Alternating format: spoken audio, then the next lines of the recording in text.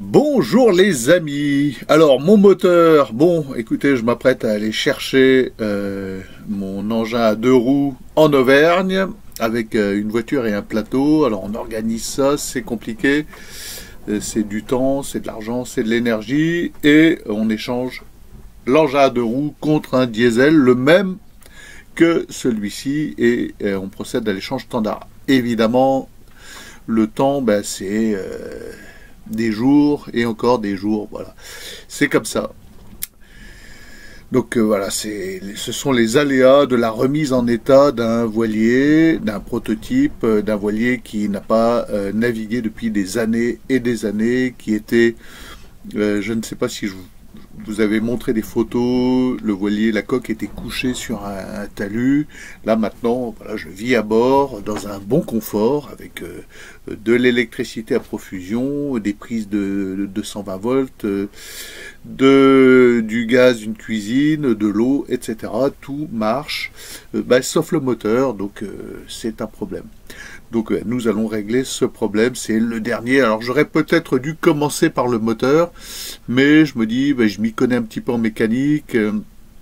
J'ai l'assurance du vendeur que le moteur ne posera pas de problème parce que il avait été révisé, remis en état avant que le bateau soit abandonné. Il avait tourné sur un banc avec un circuit d'eau douce avant d'être remonté à bord et en fait les années à rester comme ça immobile, à être juste viré à la main de temps en temps, ont fait que il démarre pas. Alors voilà, peut-être juste la segmentation collée, tout ça, mais quoi qu'il en soit, ce moteur démarrera, hein, et je m'engage à le faire démarrer, je ne vais pas l'abandonner, je ne vais pas le laisser pour pièces, je vais le faire partir, ça c'est sûr. Ça me fera deux moteurs. Bon, écoutez, j'ai pas trop les moyens d'avoir deux moteurs, mais j'ai pas trop non plus le temps de dépouiller ce moteur, de le remettre intégralement en état. Ça prendrait l'intégralité de l'été. Bon, donc voilà la solution, c'est échange moto contre moteur diesel identique. Je considère que c'est un sacré coup de chance d'avoir trouvé un de ces moteurs diesel à proximité. Voilà. Je voudrais vous dire que vraiment les soi-disant youtubeurs dissidents, les soi-disant médias dissidents sont incapables de nommer les événements qui se passent actuellement en France, dont on entend parler. Alors moi, j'ai aucun signe, je ne vois strictement rien de ce qui se passe autour de moi. Il n'y a pas d'émeute ni quoi que ce soit sur Gujan-Mestras. Mais bon, il semblerait que dans beaucoup de grandes villes, ça pète de partout. Voilà. Et que vous écoutiez Alexis Poulain, Jean-Dominique Michel, tous les youtubeurs qui sont un peu dissidents, Sud Radio, enfin tous ces gens-là, pas un ne nomme cette réalité, ce qui se passe par son vrai nom. Et alors c'est des allusions, on marche sur des œufs, mais ce sont des problèmes sociaux. Alors là, en ce moment même, hein, Alexis Poulain, c'est parce que les gens ont faim, ils peuvent plus payer. Foutaise, non mais vraiment, mais prendre les gens pour des imbéciles à ce point-là. Voilà. Alors moi, je vais vous le donner, le vrai nom de ces événements. Je vais vous le donner. C'est ce qui se passe aussi aux États-Unis régulièrement, mais là, en France, de manière beaucoup plus nette, puisque ces gens qui procèdent à ces émeutes, à ces guérillas urbaines, ne sont pas français, tout simplement. Et on peut qualifier ça, il n'y a pas d'autre terme que émeute raciale. Voilà, je l'ai dit, ce sont des émeutes raciales. Point. Voilà, c'est la France contre son immigration et ce sont des émeutes raciales. Il n'y a pas d'autre mot. Voilà, ça vous choque, j'en sais rien. Ah oui, on va encore me dire, ouais, t'as pas le droit de dire ça, ma vidéo sera peut-être supprimée. Écoutez, je m'en fous. Voilà, il faut nommer les choses, ce sont simplement des émeutes raciales. Voilà. Qui est responsable, on le sait, qui a laissé envenimer ses affaires, qui y a intérêt même, on le sait. Est-ce que je dois vous faire des dessins ici sur cette chaîne? Non. Bon, vous savez très bien ce qu'il en est, et il faut que tous mes auditeurs, mes abonnés, ceux qui passeront sur cette vidéo, aillent répandre ce terme, cette terminologie exacte de ces événements, émeute raciale, point. Il ne faut pas dire autre chose en ce qui concerne les événements, ce qui se passe en ce moment en France. Voilà, ce ne sont pas des Français de souche, ce ne sont pas des Français qui vont saccager des Lidl, des magasins, brûler des voitures, en plus dans une impunité absolue. Bon, voilà, ne me faites pas rire, il y a des gardes à vue, 666 gardes à vue, on croit rêver. Bon, et Macron se délecte de ce qui se passe en ce moment en France, c'est son truc, il adore ça. Un petit mot aussi sur, on voit revenir beaucoup des comptes rendus, des mea culpa de la communauté Saint-Jean, c'est d'actualité, vous voyez passer ça sur tous les fils catholiques, que ce soit Gloria TV, voilà, avec des questions, la communauté Saint-Jean doit-elle être dissoute en raison des abus qui ont eu lieu nombreux dans cette communauté, et notamment des abus des fondateurs, que ce soit les fondateurs fondatrices des sœurs contemplatives et fondateurs marido des frères, qui, ça y est, s'est avoué coucher ensemble.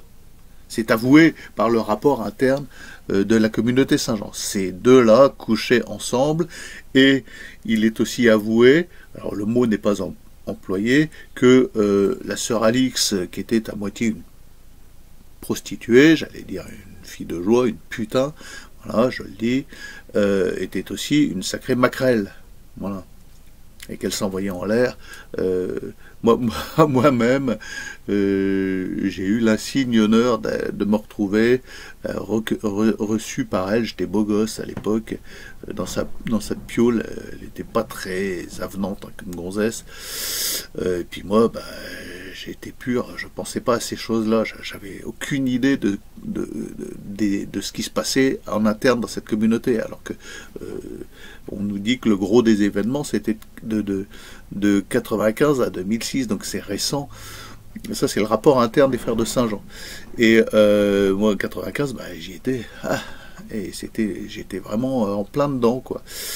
Et donc, mais moi, j'ai rien vu, hein, de l'intérieur, parce que ils ont bien senti que si on m'avait fait ce genre de proposition en interne, il y aurait eu des baffes. Hein. Là, clairement, je faisais 1 heure de muscu quotidiennement au sein de la communauté Saint-Jean, parce que moi j'avais de l'énergie à revendre, j'étais affecté aux cuisines comme novice et profet simple, donc je bossais et j'avais affaire à l'inénarrable Marie-Dominique Gouttière, donc le seul frère, le maître des études qui avait eu le droit de porter le nom du fondateur, et il avait même tenté de me séduire au point que je l'avais choisi comme directeur spirituel, c'est pour vous dire.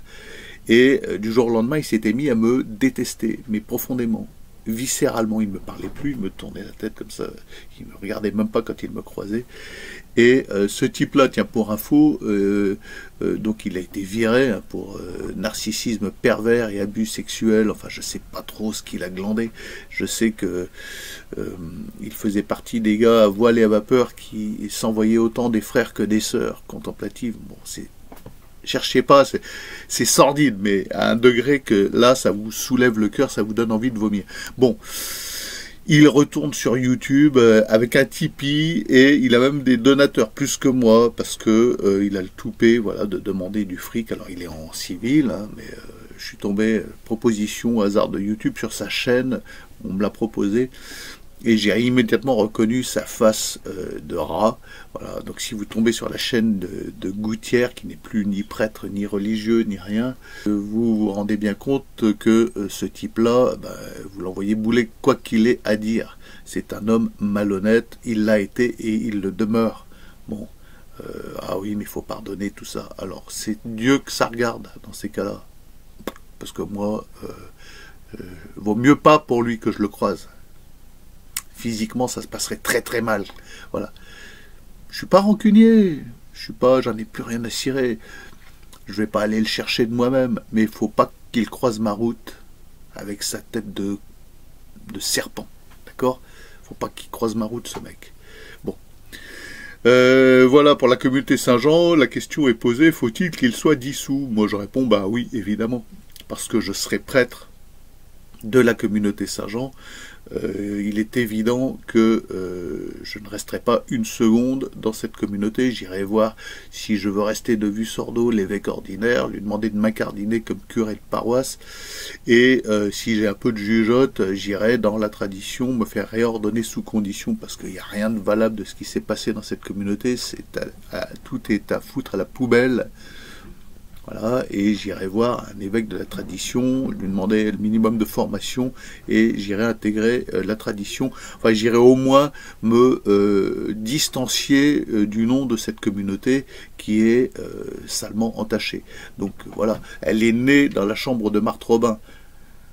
Vous imaginez, Marie-Dominique, le pervers pépère, dans la chambre d'une hystérique mystique. Qu'est-ce qu'il peut naître de bon dans cette chambre et dans cette réunion, dans cette rencontre? Si c'est le point de départ de la communauté Saint-Jean, c'est la chambre de Marthe Robin. Bon, vous savez ce que je pense de Marthe Robin, enfin moi, j'en suis attristé, hein, mais je suis convaincu par la thèse de Conrad de Mester.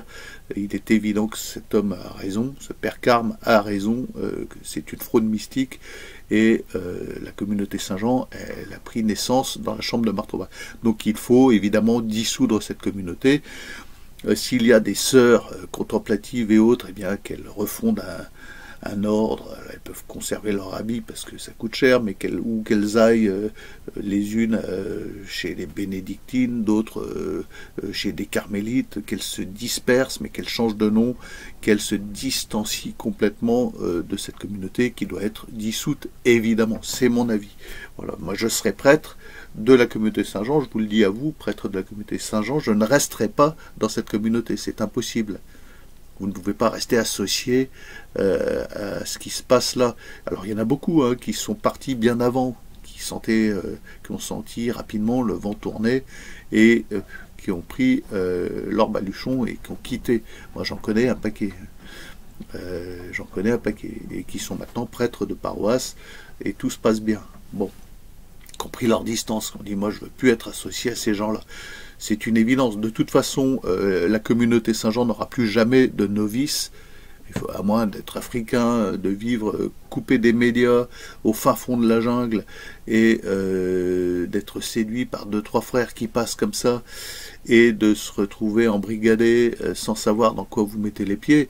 Mais si vous êtes un minimum lucide, européen et tout ça, vous savez, vous connaissez les événements, vous ne rentrez pas dans cette communauté. Vous n'allez pas être associé au nom des fondateurs, de ces pervers, de ces personnes manipulatrices, et particulièrement intelligentes et rusées d'ailleurs. Bon, voilà, c'est ce que j'ai à dire.